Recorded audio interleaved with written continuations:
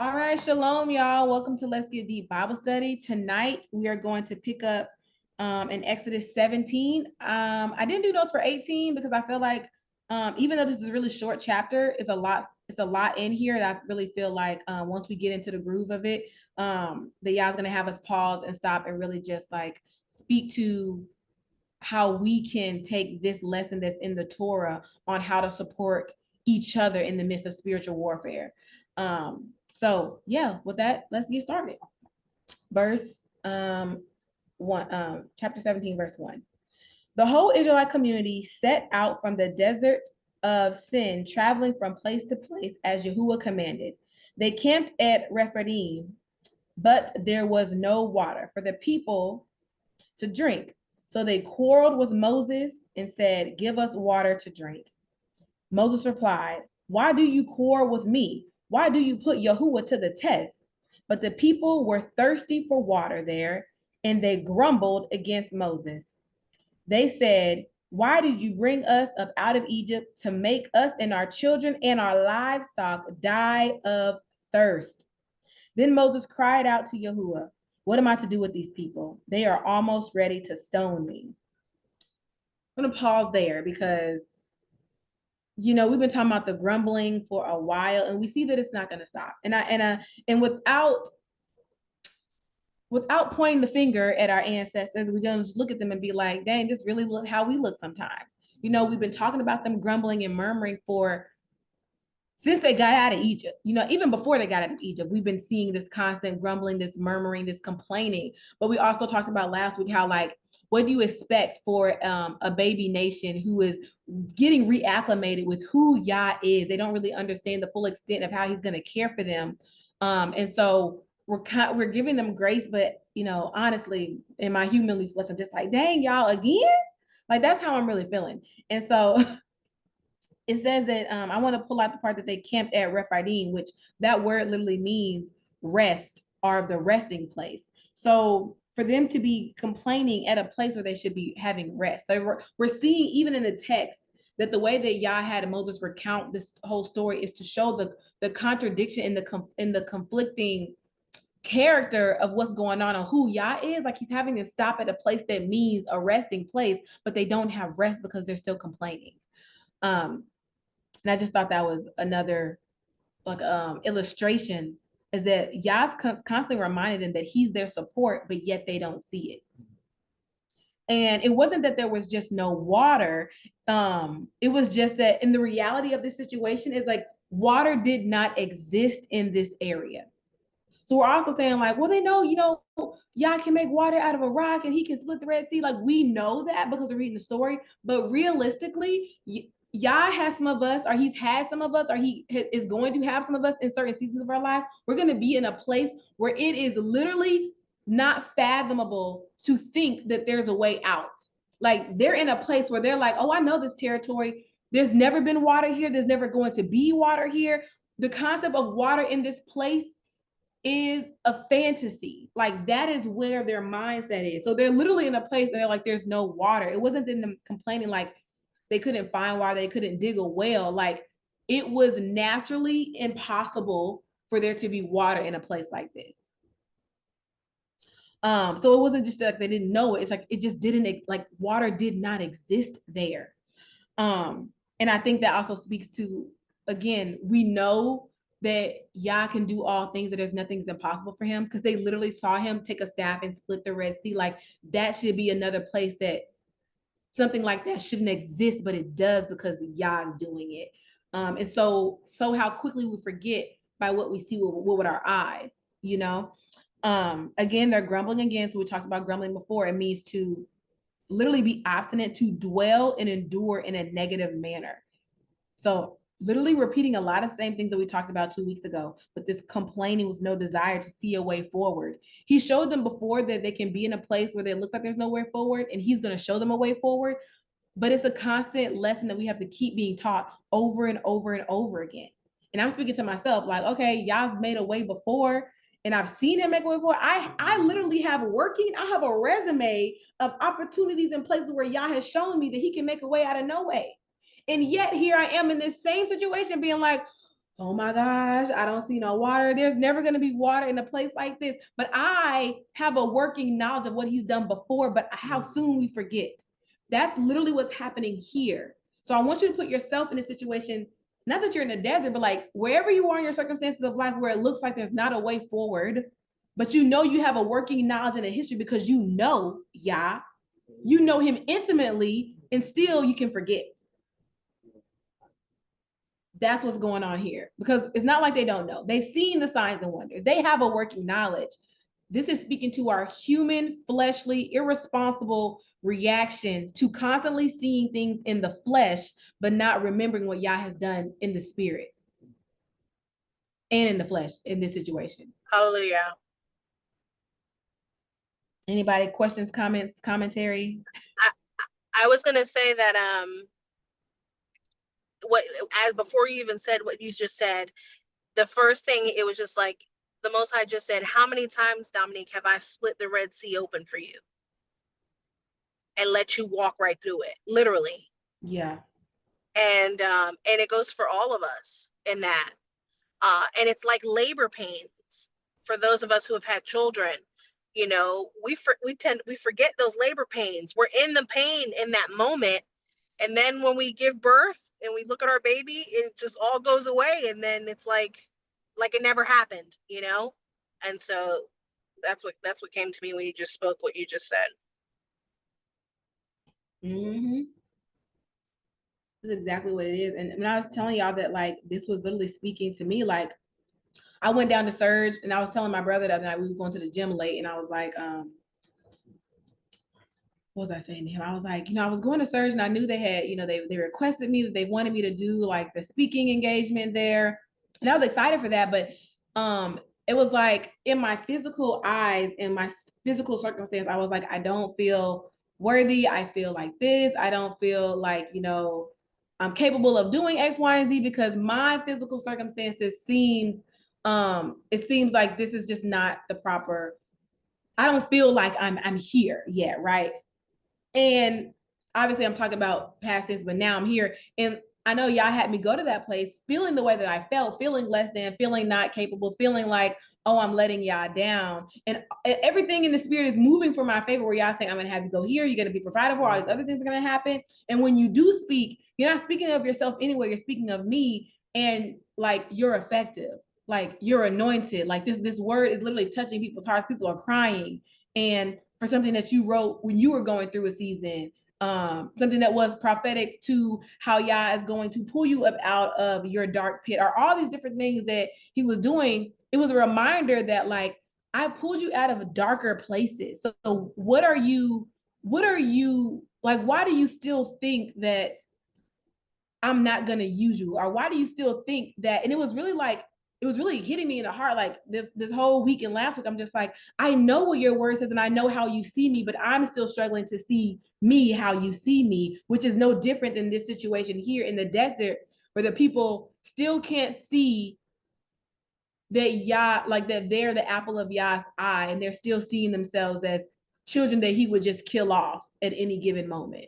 Like they're just a commodity that he would just get rid of. Like they still don't see themselves as his children, who he literally rent the kingdom of Egypt in half for to get them safe. And so again, it's about identity. It's about understanding Yah's identity, who he is, and it's a constant battle of the spirit versus the flesh. Okay, I'm gonna go back to verse 3. But the people were thirsty and there's no water, and they grumbled against Moses. Why did you bring us out of Egypt to make us and our children die of thirst? And so I put this long explanation in the notes because as I was reading, I was just like, how dare they say that? Because so I'm just gonna read what I wrote. I was like, if you really think about it, the question and complaint, you can understand why Moses is so like heartbroken, because again, remembering but back in Egypt, Pharaoh kept going back and forth with Moses, saying like, "No, you and the men can go, but the women and children got to stay. Oh no, you and your livestock can go, but the women and the children have to stay." And Moses like, "No, no, no, women, children, and livestock, everybody's coming." So for them to specifically say, "You brought us out here for our children and our livestock to die," knowing dang well that even one of the plagues the livestock was saved if they were with Israel. And it was like, Yah literally ran down plagues to show that even your livestock is set apart. Even your children are set apart. Even Moses contended back and forth with Pharaoh until Pharaoh said, Pharaoh didn't want the livestock to go. Pharaoh didn't want the children and the women to leave. But Yah used through the vessel of Moses to say, no, I'm coming for everybody's getting deliverance. So this is not just a slick comment. This is like a, do you not remember how much warfare was on behalf, not just for you to get out, but for your children and your animals? It was like, literally plagues specifically that targeted livestock didn't touch your livestock. And so understanding that and understanding how forgetful and complaining that they are, because Yah literally raised all of them to be delivered by the hand of Moses. Like Yah literally made a clear distinction, not just between people, but even between his livestock. He saved all of that. He literally said, I'm going to save every single person and anything that's attached to Israel out of the bondage that is Egypt. So Samaria makes me think about like how people say don't make permanent decisions off of temporary situations. You know, like it's we think of it as an attack, but it's just the uncomfortable moment, right? Like they're going through it for the moment. I don't think it's like a totally forget, but just soon as you hit adversity or the challenge or just whatever is heavy for the day, it's like we want that instant answer, right? Like, and we know that there's a whole laundry list of how we've been covered and taken care of and blessed and loved on. But like in that moment of today, it's like, oh my gosh, because I got to go through. It's the going through. Yeah. So just to, you know, we talk about the ancestors and how they handled it or the team, the group, but you know, in one instance with that particular story, all of them are grumbling together. So if you get one complaint, you know, like everybody's complaining whatever together, right? But if you get somebody to pull you out of that or kind of like, you know, like, okay, but what's next? You know, like this temporary, like, you know, whatever. I mean, you know he gonna take care of you. It's just waiting for it, right? Like Yeah. that excitement of knowing you waiting for it. So today is not the thing that we want to happen, but Yeah. we know it's gonna stretch us, perfect us, prepare us, you know, get us ready for the next thing. So we just gotta like stay grounded and focused on that. Yeah. Absolutely. And Verse. Oh, go oh, ahead. I was gonna say too, um, I think where sometimes we kind of go in la la land sometimes because we seem to forget that the scripture is like it is really real, you know, like what happened then is currently happening, you know, has happened and is happening today. So it's like even though how we read it in the scripture, it's sometimes it seems like, oh well, that's what happened then, but no, it's happening now. And even all of us, we're here even today, you know, because he kept us even from the illnesses and the sicknesses that a lot of other people didn't kept by, you know, and they're gone now. So it's like when the plagues hit, you know, those certain types of things, and it just reminds me that like nothing, the scripture is one, it's real, and nothing has really changed in regards to where we are today from what they had experienced at that time. Yeah, it's just the human condition. Like it's the constant repeating of our feelings and our flesh and our emotions met with the omnipotence, the power, the sustaining grace of Yah, and how no matter how far removed you think you are from our ancestors, we are still dealing with the same exact things because it's a human problem, it's a fleshly problem. And we're constantly like the spirit and the flesh, they never agree.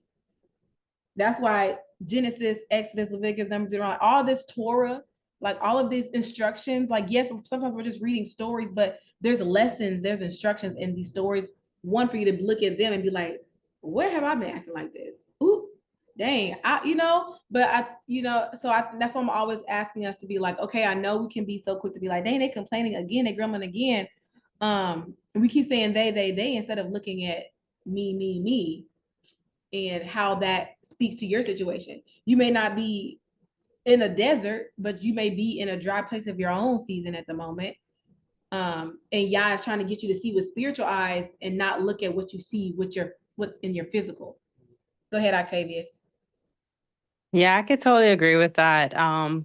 There's a part in the scriptures, even like later on in history, but biblically, Yah was saying he was saying to the prophets that that the children still act like their forefathers, meaning that is biological. Like it's definitely like embedded in us. And just hearing that, like how I do it myself, that's why I'm like I'm so open to just, okay, what is it that I do, comparing my situation with my generation, because I know that, I came from a generational curse, or probably still in one. However, like constantly like humbling myself and fasting as much as I can, so that Yah can reveal my inner self. Because if I don't tackle my inner self, I will allow my physical to try to take over as much, and try to, deny, full of pride, be ashamed, or pretend, and so forth. Right, right. That's good. Our sister Brianna, she posted the scripture, being persuaded of this, that he that has begun a good work in you shall perfect it until the day of Hamashiach. Literally, he didn't bring them out to destroy them, but to perfect them, just as he does with us, although their hearts were hardened. And so literally, always, historically, even now, it's like, yet we are out from under the curse. Now we're just fighting this flesh because we don't have hardened hearts like they did. Because we know this generation, they got left there. They didn't get to cross over into the promised land. And we're going to see a little bit of that dividing happen. As we continue reading through Exodus, I'm really excited to get to that, seeing that transition of those who were there versus those who were chosen to do something greater.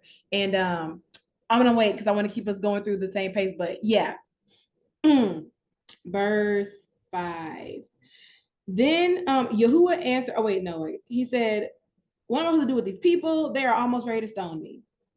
And Yahuwah answers Moses and says, "Go out in front of the people, take with you some of the elders of Israel, and take in your hand the staff with which you struck the Nile, and go."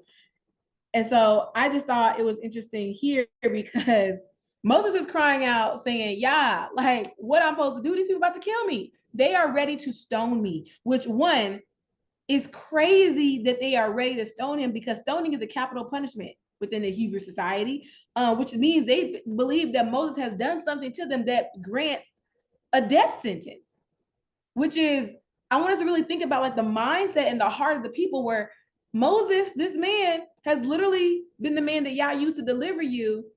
And because you're not getting what you want right now and things don't feel, you believe that he's worthy of death at your hands, which means you believe that he lied to you and that he brought you out here on false pretenses, which then again speaks to what you believe about Yah. Do you see where I'm going? How deep this is, that they wanted to stone him? Because stoning is a punishment that's used for execution. Like the people were ready to stone him because in their heart and mind, they believed that he was guilty of an offense that's worthy of death. No one has died. No one has lost their lives at this point, but they still believe that because of their feelings and their flesh, this man deserves to die. And so Moses is like rightfully afraid of the people being like, they're ready to stone me. What do you want me to do? And I think it's so beautiful that Yah tells him, go ahead of the people. Basically, that word "go ahead" is the word that means to face. Like he's literally telling Moses to do the thing that he's afraid of most, because you have to go in front of the people to be stoned, but you also have to go in front of the people to lead them.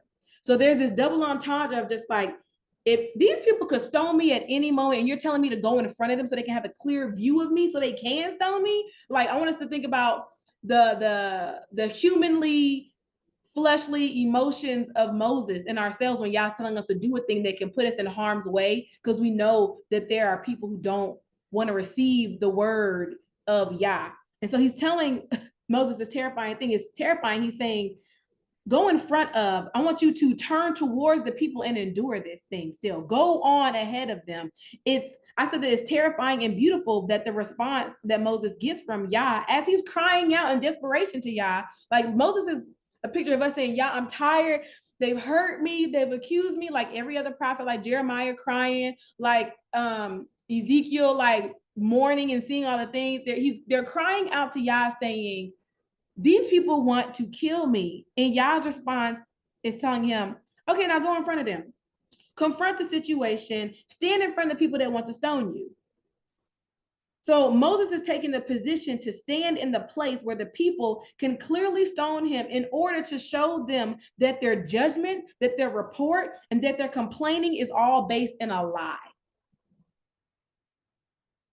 Think about that in front of a people that's very obstinate and don't want to see a way forward. They're already convinced in their mind that you brought us out here to kill us. And Yah's telling Moses, stand in front of them. Be literally a living sacrifice. Go out in front of these people that I know want to kill you. And you standing in front of them, still doing my will, is going to prove to them that everything they believe, everything they've been operating in is a lie. It's a false report. Moses doing that and obeying the word of Yah to stand in front of the people is him literally saying, I entrust my life to the word of Yah in the face of potential execution because of a false report of the people. That's how much Moses was like, I trust Yah. And then obviously he's not stupid either, because Yah told him, take some elders with you because we need some witnesses.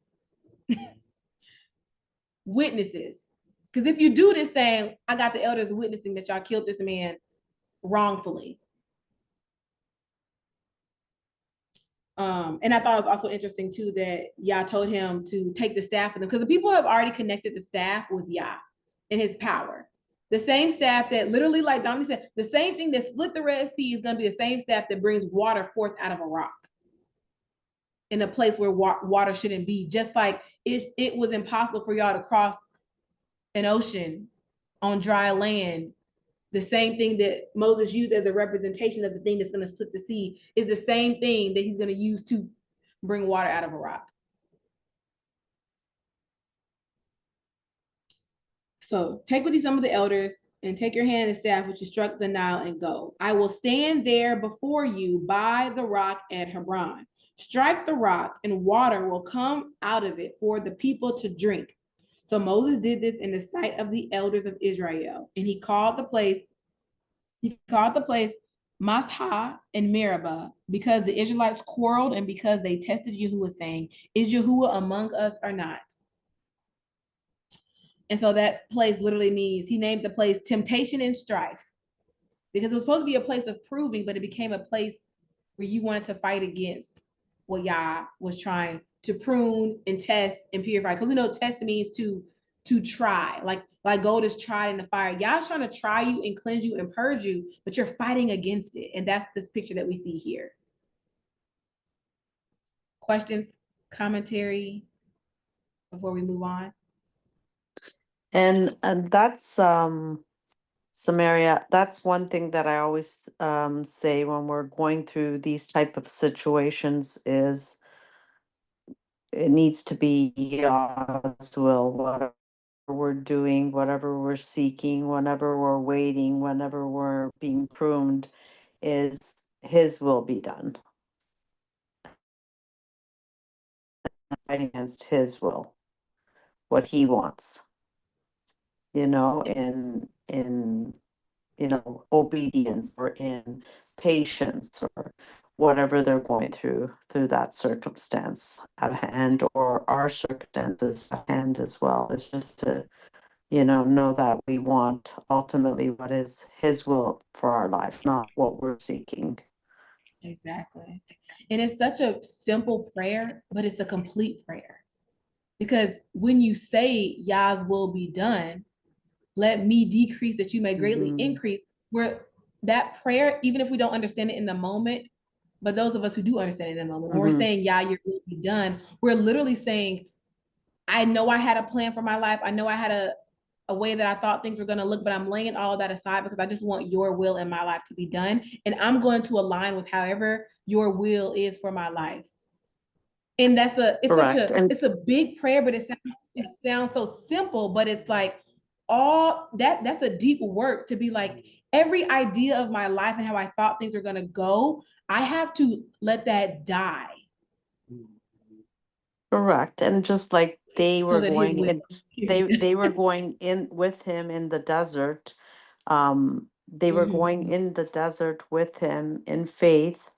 And even though they could not see it, and in faith they were walking, and they needed to be in obedience to, even though in the natural ourselves we don't see something, we have to believe that somehow he will make the way in our circumstance.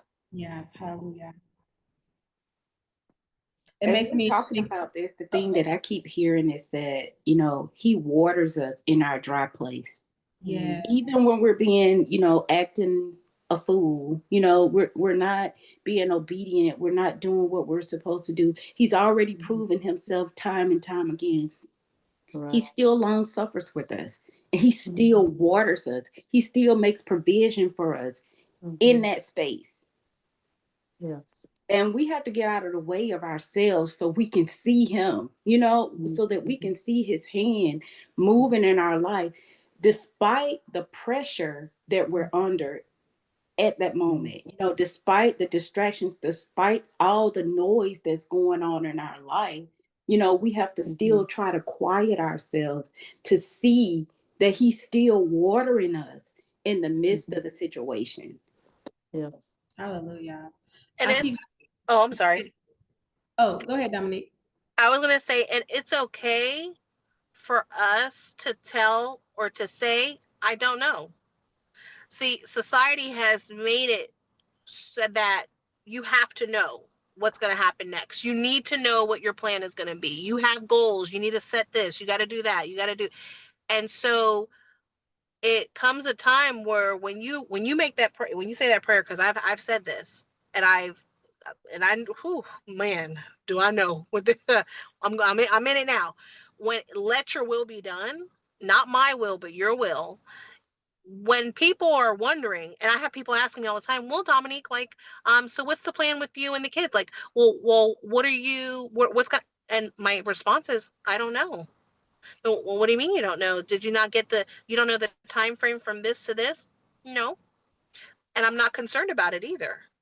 And so that is when you have completely surrendered what you see fit to allowing the Most High to work his plan out for you in the way that he sees fit. And so I just wanted to free anyone in that 'cause it happens a lot where you kind of you feel like as if you need to always know what's going to happen next, and you don't. And it's okay to say that. I don't know.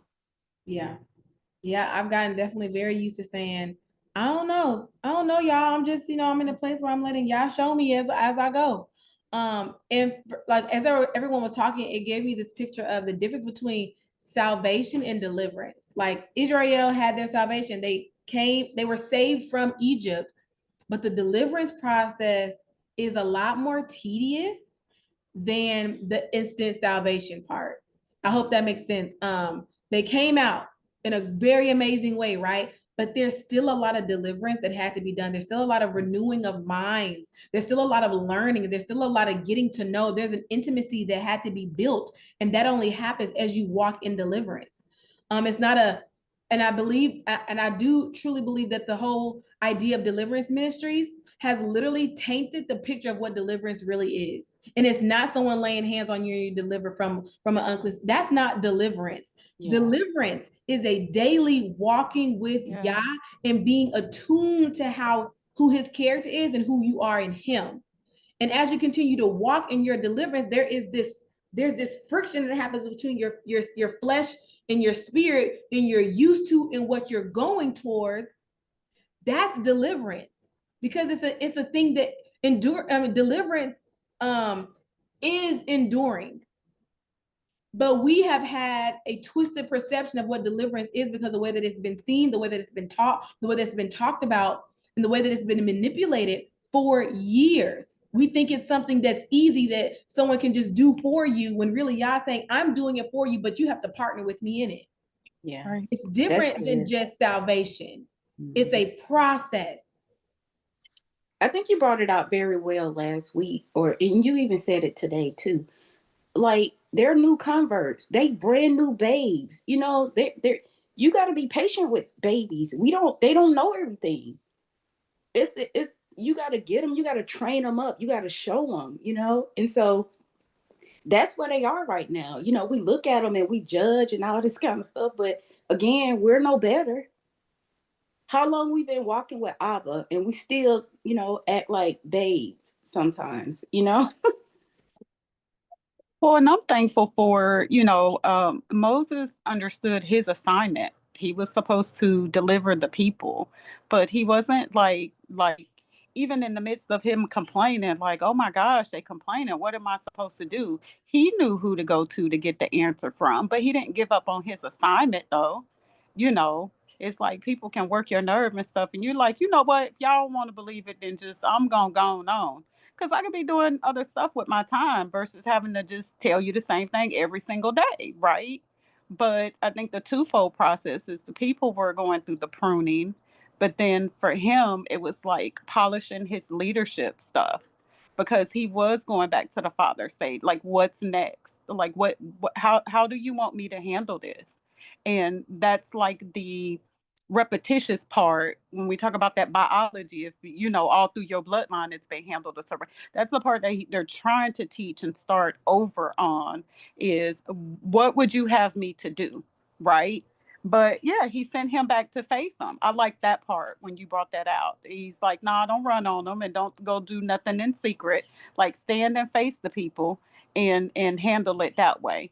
And even the depiction of the elders, you were saying being a witness, but the witness part to me was like, because they are the elders, they're stuck in their ways more so. They might not, feel it is vocal in the stuff, but it still comes from somewhere. But it's showing the elders that, like, this is how we're supposed to be behaving too. So when they part off and go to their private families and private parts, then maybe they can change some behavior too, because they could be agreeing with Moses when they standing with him, but then back in some of them other circles, they could be complaining just as bad, right? But I like the part of, the people don't see that they're getting what they're not getting, but somebody's still there to cover them and take care of them and lead them out. And then at the same time to Moses, he's still there. Because again, like Jonah and some other folks would have left them. Like, they don't deserve it. Listen to their mouth. But he's still going back, just like, this is my assignment. My assignment is to take care of the people. So, thankfully, y'all built him that way, right? That's really good, Taryn, because when you said that, one, the people are being pruned, but it's also polishing Moses's leadership skills. And I was on mute, but I was like, woo, girl, that's it right there. Cause I was like, cause like you as yourself, if you've been called and you've been chosen to do certain things, you and yourself know that Yah is good. He's gonna make a way. And so Yah has called you to lead the people or to go in front of a situation, but there's people behind you constantly complaining. You've already been led by Yah, but now Yah is using you as a vessel to lead other people. And so the process that you went through with Yah by yourself and getting the moaning and the groaning out of the way and being like, okay, Yah, I trust you, and you're going and you're walking like a trooper. People are looking at you like, dang, how they not complaining? And they're complaining. Going from being a sheep of Yah's voice to being a shepherd for his people is a completely different training process. Because we got to see Moses' process of being like, oh no, get somebody else. I can't do it. It's impossible. We saw all that already with Moses, but now we're seeing him in this, oh my goodness, Abba, help me. They about to kill me. What do I do? It's a different, because like I didn't even think I was worthy of leadership. And now people complaining that I'm not being a good leader. I don't know what to do. And I believe that's so beautiful because it keeps, to be a leader for Yah's people, you have to constantly be in, what should I do? You constantly have to ask the Father, like, what am I to do with these people? The moment you stop asking Yah, what am I supposed to do with these people?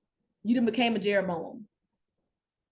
That's for a whole nother conversation. That's a whole nother thing. Like going off your own strategies on how to appease the people, but you forgot to keep going to Yah.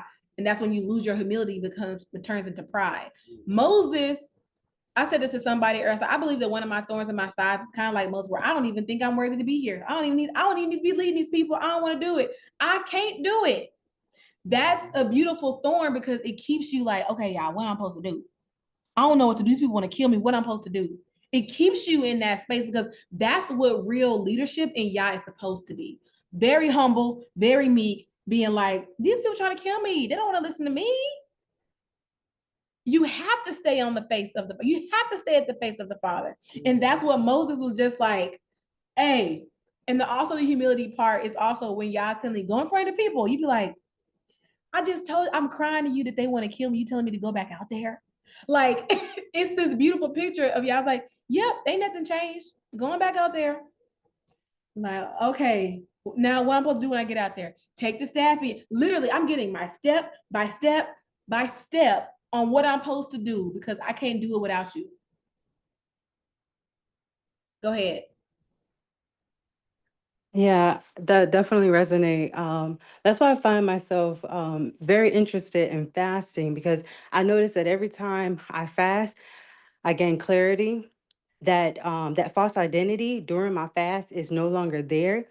Um, and I'm able to actually like, you know, see, okay, my true self, the things that I'm not able to see when I am, being taunted by the false identity, or not fasting, or doing things that's probably um clouding up, my understanding for y'all. But I know that fasting always gets me back in alignment.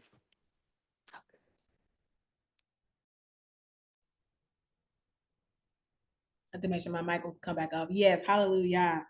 Okay, so this is the part I was excited about the talked about earlier about generations that were hardened in their heart, but we're getting to see a little bit of the transition of the set apart within the set apart seed of Israel. So verse 8, the Alakamites came and attacked the Israelites at Rephaim. So they not only attacked them, they went to make war with them in the place that is their rest. Do with that, like because we already established that they camped at Rephidim, which literally means resting place. So the Amalekites came to them. It wasn't like y'all literally left where y'all was at, came to where we was resting to make war with us. So I want you to understand why y'all's gonna curse them and be like, I'm blotting out all of them, because that was uncalled for. That we weren't even in your hood yet. You came to a place where we were resting and made war with us. Okay. Moses said to Joshua, choose some of our men and go out and fight the Alakamites. So I'll put this thing right here where Moses is now showing this transfer of leadership bit by bit, right? Or an extending of leadership to Yahusha, or Joshua, son of Nun. And he's telling him to select, to Bahar, which means Joshua has the responsibility to elect and to decide. So he's only choosing men that have been examined and have passed the test. This whole time in Exodus, we've been reading that, and Yah did this to test them, to see whether or not they would, to try them, to prove them.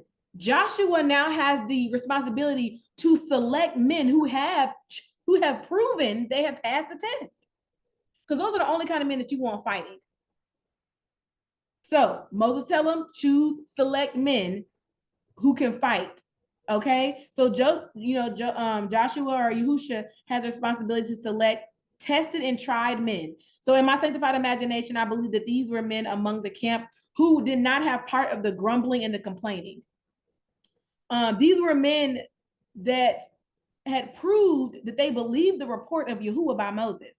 These were men who were fighting knowing that they already had the victory. These were men that knew that they were going to continue to fight and endure. These men were driven by their zeal, their belief in the promise that they served the Most High. They served the Almighty. And that that's what they carried with them into battle, while also not knowing what was going on in the spiritual realm with Moses, with Aaron and Hur holding up his arms. These were the men who said, I'm fighting because I know I have victory. Those are the type of men who were going out to fight on behalf of Israel. This wasn't just any old, just selected men that were strong. No, I'm selecting a chosen within the chosen. These men had to display some kind of characteristic that that Joshua saw as he was examining and witnessing the people around him. So I said, okay, pick it up. So tomorrow I will stand on top of the hill with the staff of Elohim in my hands. So Joshua fought the Amalekites as Moses had ordered, and Moses, Aaron, and Hur went to the top of the hill. As long as Moses held up his hands, the Israelites were winning. But whenever he lowered his hands, the Amalekites were winning.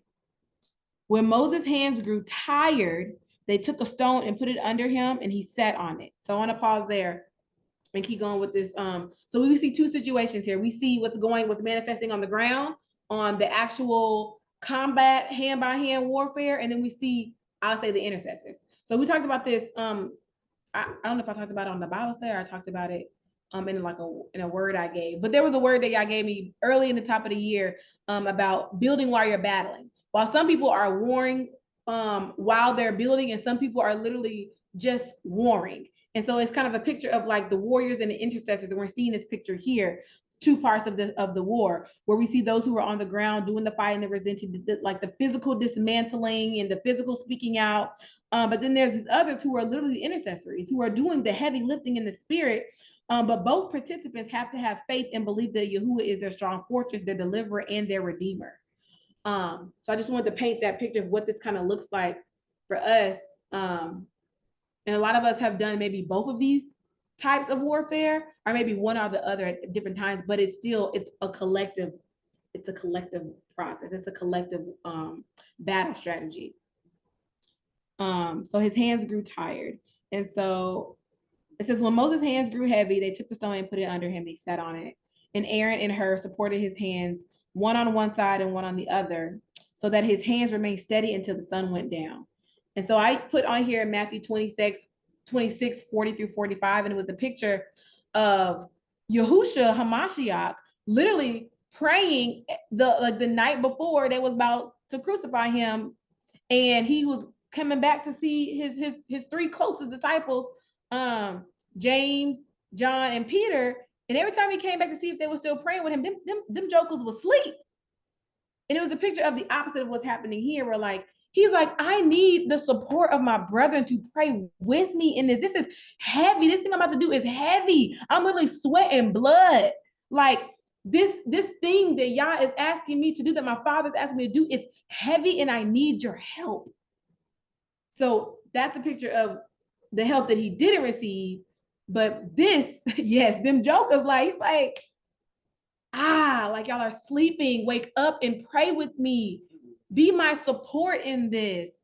And so here we're seeing the positive picture of that, where we have Aaron and Hur being the support. Moses is tired, holding his hands up all day long with this staff. He cannot do this by himself. He needs the help of his brothers and sisters to hold his arms up. And they put the picture of them sliding the rock so he could sit on it. Again, Yahuwah is our strong fortress. He is our rock. He is our salvation. He is the rock that the builders refuse. He's the cornerstone. All those things of him sitting. He has the rest that he can sit on, but he also has the support. So it's this picture of Yah is your rest, but we also have support within brotherhood and sisterhood.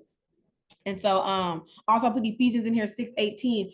Pray at all times in the spirit with every prayer and request, and stay alert with all perseverance and intercession for all the saints. And Isaiah 35:3, strengthen the weak hands, steady the shaking knees. And so I want to bring us back to a lesson we did some chapters ago about the word heavy in glory. So right now we're seeing a picture. Moses is a picture of holding up the glory of Yah. First of all, the glory of Yah, the power of Yah, the anointing is heavy. So the word heavy and glory are very, very similar. They're both kabed or kabod, which they both both break down to something being something that's abundant, that's heavy, that's massive. And so you cannot hold the glory. Moses could not hold the glory of Yah by himself. And then the stone, he put it under him. He sat to rest and support him. A stone is used as a foundation to build a house.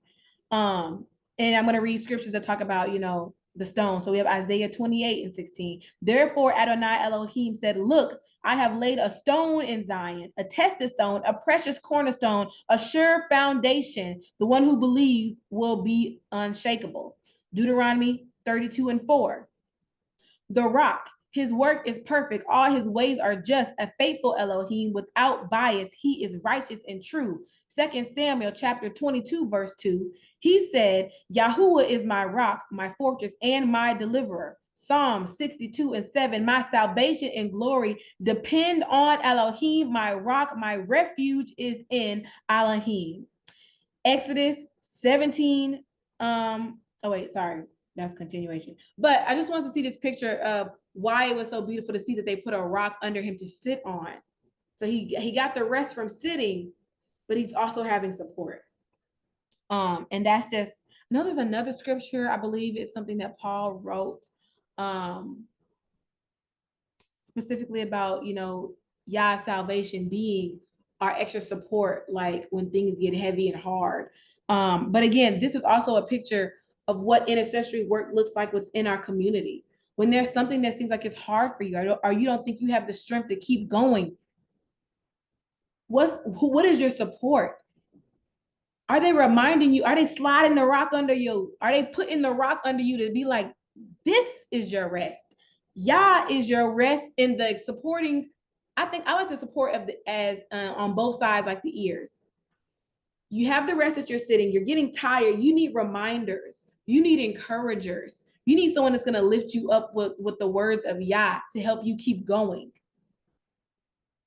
That's what this picture is. And if you think that you're going to get success by yourself when you know that your hands are getting tired, I don't think you understand what it means to be a child of the Most High, because you're a child, but he has children.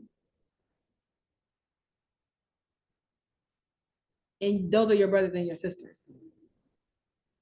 I like the that part of the story because it's like everybody's serving. Like even though the chosen warriors went out to do the battle, there's something you can be doing. There's something that you could be working on as far as what your assignment is. So, like you said, that person, like that's like the armor bearers. That's just like we're saying the intercessors, we're saying, but like that thing right there to say, let me help you sit down, but hold your arms up, like whatever, that portion, like that's huge to just have that. But also in the midst of him getting tired, he didn't know, like, that just happened because somebody was there to serve him, right? Like the way he's following Abba, somebody was sent to make sure he had that rock to sit on. Somebody was there to say, okay, come on, you could do it. Those encouragers, those people that just, gird you up type of thing. So I'm looking at like all aspects of that picture that, again, you might not have a gift in this area, but you got a strength and a gift somewhere else. You can always help. You can always serve. You can always be effective. Yep. That's why Yahushua always said, like, the greatest among you will be servants. And I also like the idea, or not the idea, or the picture and the reality that Aaron, his brother, and her, another brother of the camp, are all seeing that Moses is not strong enough, and this is not Moses's doing. Because I feel like the people kept challenging Moses. Moses, you did this, Moses, you did. They are getting front row seats to see that Moses is just a man. Moses is a man that surrendered to Yah, and this is who Yah is using. And I don't know, the humility, the respect, the honor of being able to be in that place with Moses to help him accomplish what Yah is doing in him is just, it's a beautiful picture. I know Aaron already knew this, but like Moses didn't need Aaron, because we talked about this earlier. Like Yah gave Aaron to Moses as a, because I know you're struggling to believe that you can do this, so I'm gonna let Aaron be the mouthpiece. This is the first time that we're actually seeing Aaron physically be needed to help do what Yah is calling Moses to do. That's just a beautiful picture to me. Like, we're always like, oh, Moses and Aaron, but really, this is the first time we're seeing an actual Moses and Aaron. Yah didn't call Aaron to lead the people. He called Moses. It was Moses's reluctance. It was Moses' lack of belief in what Yah had called him to do that he brought Aaron along. This is where we're seeing Aaron and be crucial to the victory that's being done and manifested through Moses as a servant, and it's being manifested through them too. This is a joint effort, and they are literally like integral parts of it. And I don't know if they didn't believe that they were integral parts of it until now, because their hands are on it.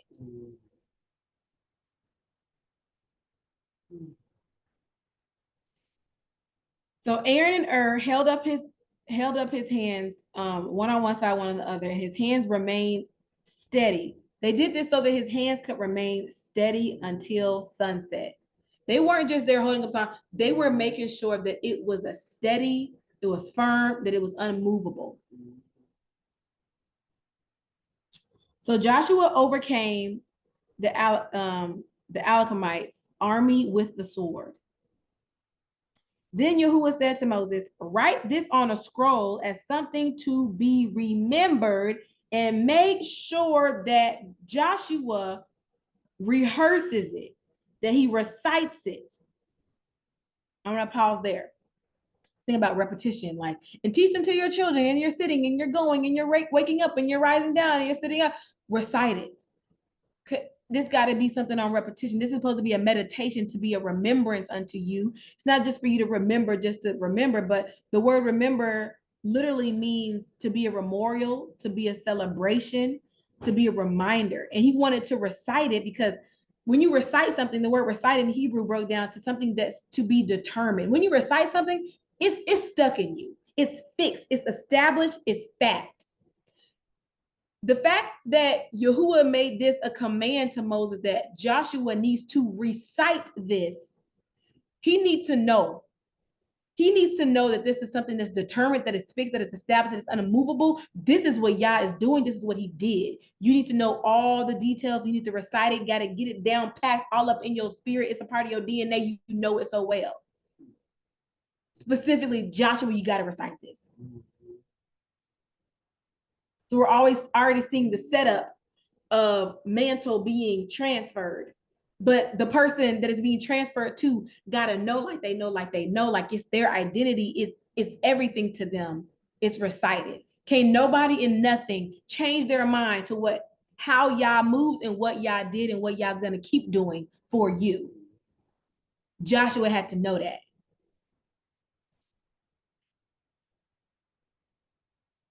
Questions, comments, commentary?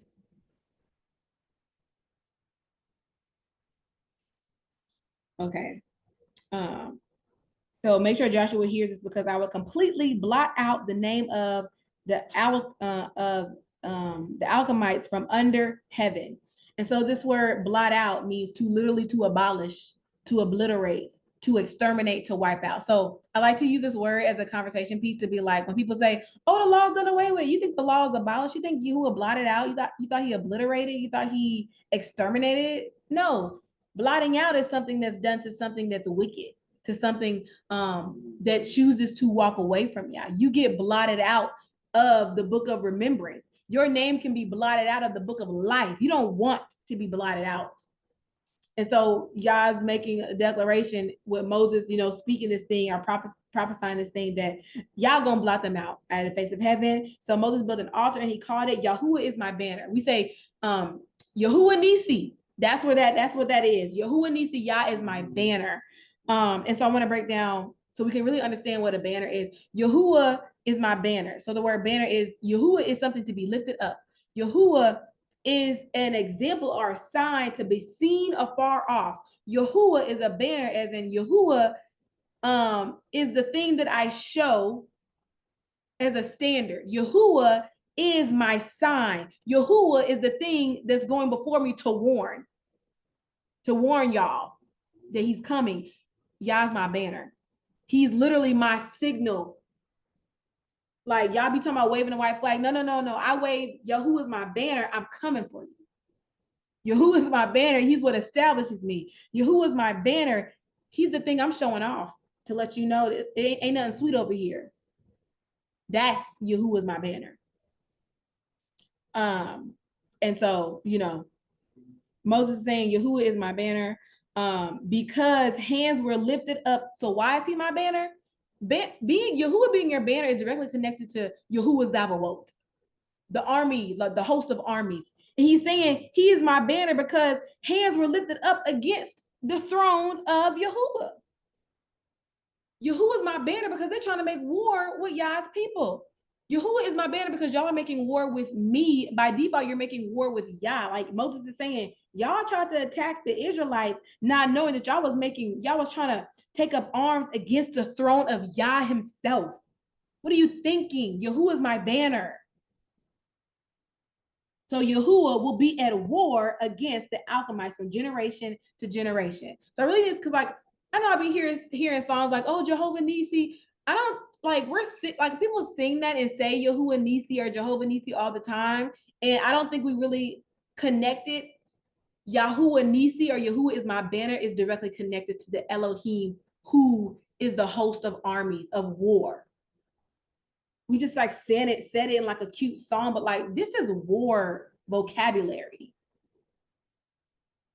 And so his hands were lifted despite being tired. Yes, his hands were lifted despite being tired, weary, wore out. Because again, and the reason why this was so amazing reading this today and going through what I went through when I was at surgery is because I felt weary, wore down, tired. I didn't feel like I was like, yeah, do I still got to keep doing this? These people not listening. I'm tired. I feel like, what's the point? And he's just like, you can be tired all day because it's me that's going to work through you. And that's the picture of Moses and the support. And you guys, this whole last week I feel like I've been living Moses' life where y'all have been my Aaron and my and my Joshua in this season where I'm feeling like I need help. I'm tired. I'm just feeling a little woe down. And I got y'all calling and checking on me and praying for me and praying with me. And it's really been the thing that's kept me going.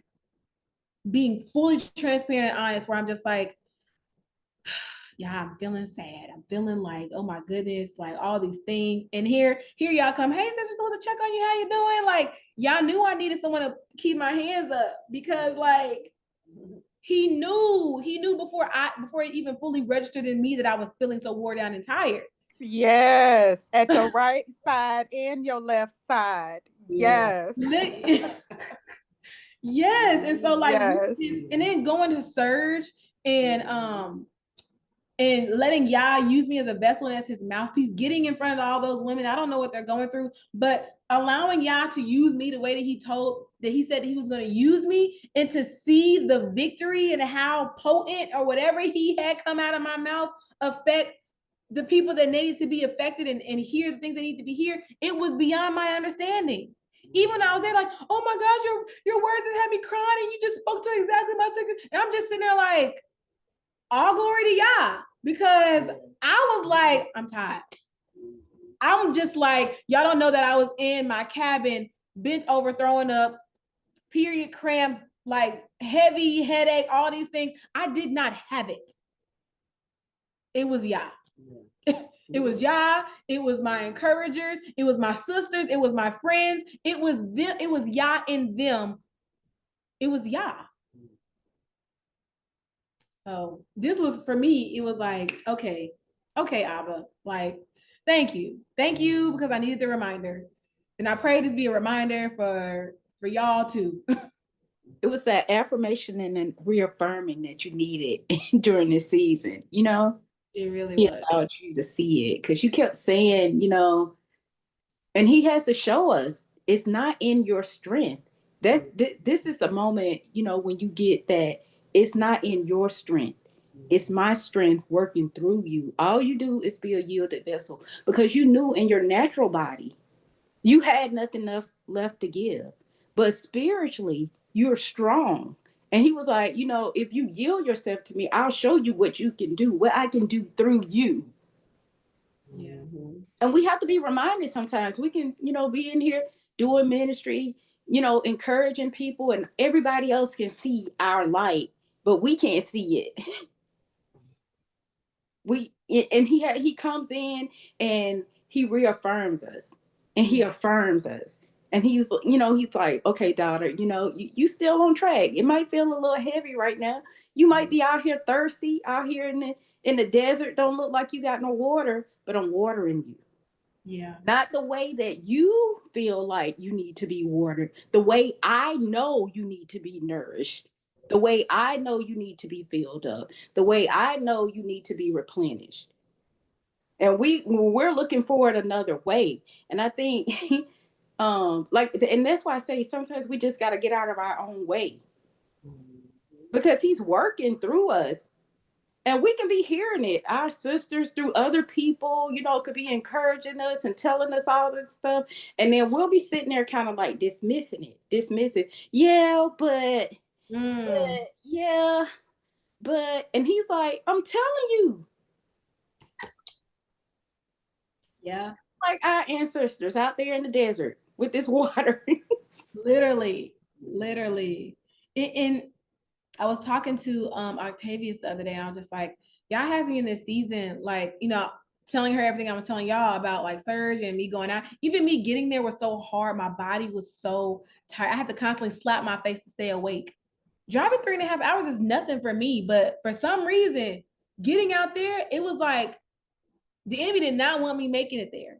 Like he just didn't. And when I was talking to other women upstairs, they were just like, it was a really hard drive for me too. And I'm normally a really good drive. It was like everything around me, the spiritual presence felt like it did not want me to go, you know? And so like I knew it was spiritual warfare just trying to get there. But you know, when we got there, and just having these conversations, even after the fact, it's like I know that Yah has us in this season. I'm gonna say he has me in this season. I pray that this is an encouragement for you guys that we know this side of Yah of being our disciplinary, of correcting us, of obviously keeping us, that he loves us. But I feel like there's a forgetfulness that he still, and I'm so glad we went over Genesis a couple weeks ago, that his hovering spirit, that I'm hovering in the midst of like your weakness, your weariness. Like I'm here, even when you feel too tired to pick up your Bible, even when you feel too tired to get on your knees and pray. I literally felt Yah hovering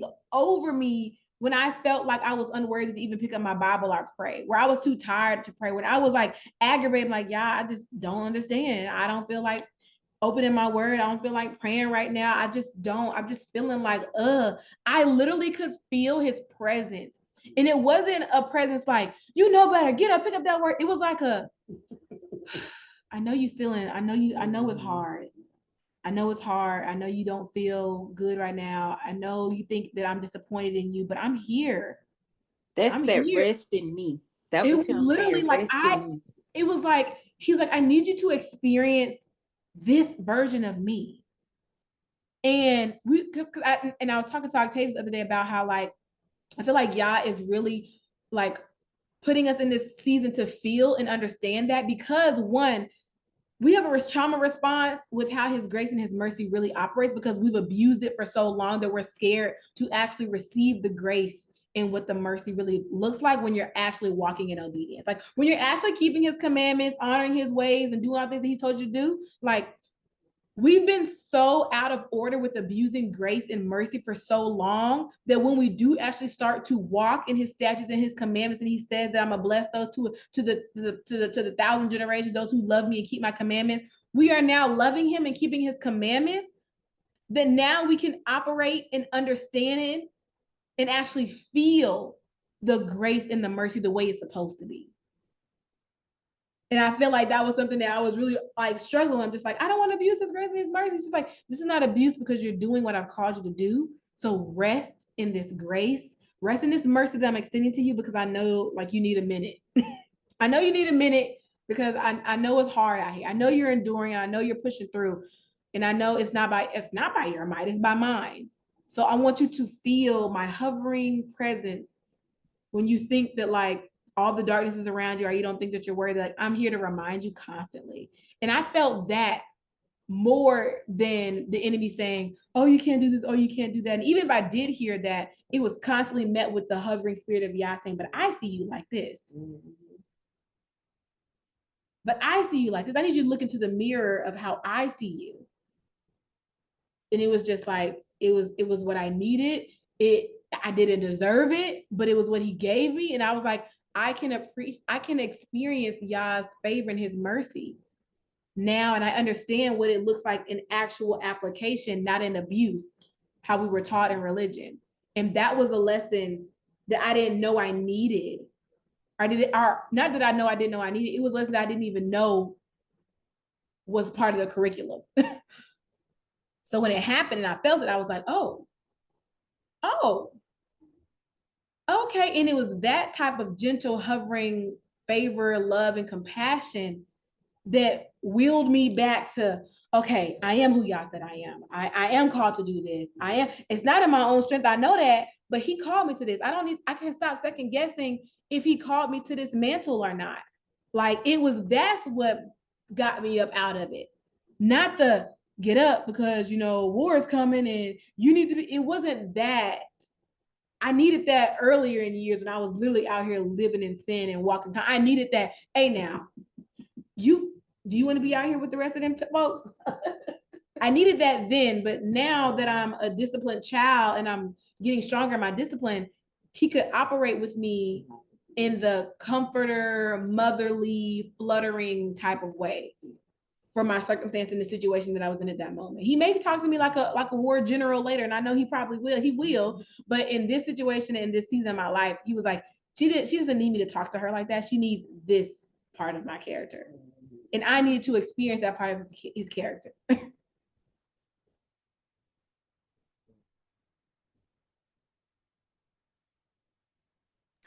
That's so good. That's really good. And just pure too. The part of just being loved on and less of me and more of him, but he calibrates to your season or to your, it is your feelings and your insecurities. He knows exactly that. And even from what some of the other women shared with you about just the warfare going into, that's just, you don't take it lightly, right? Like you're going in and you want to be used, but you also like, need to be filled at the same time. So it's just beautiful all the way around that when you need the hug, you get the hug. When you need the, all right, fix your face, you get that too, right? Um, but he knows that. And it's just with the right gentleness, that he measures out that attention to us for that. Yeah. It's just like, you're my daughter, it's like your baby girl, like it was like that, it wasn't like you're my prophet, you got work to do. It was like, you're my daughter. Rest and know I got you. Like it was, and so I was like, wow, I am his baby girl, and so it was something that, because like, y'all know, I've been very like, okay, I gotta get this where I gotta do this. And you take the hits and you take the bruises and the cuts, and you're just like, oh, I can't do this. And then you're just like, okay, baby girl, it's okay, like rest here. Let me, and for me, I think the reason why I felt so like,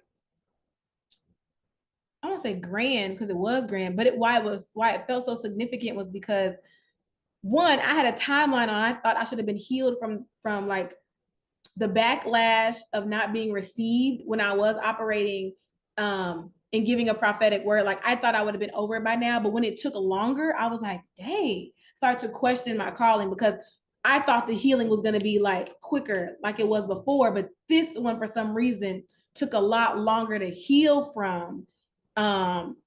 And that's where I received that. I know it's taking you a little bit longer to heal from this, and you're doing all these things. Let me show you I'm your dad and your baby girl, because that's what you need to really get your full healing, to keep operating what I've called you to operate in. So however that looks like in your life and whatever season he has you in, that you're his baby girl too. Yes, you're an intercessor, you're a warrior, you're a dismantler of falsehood and lies, but you're also his baby girl. Like, and so, yeah, that's all I got for tonight, y'all. If there's not any more That was or good. commentary, I'm gonna cut the camera.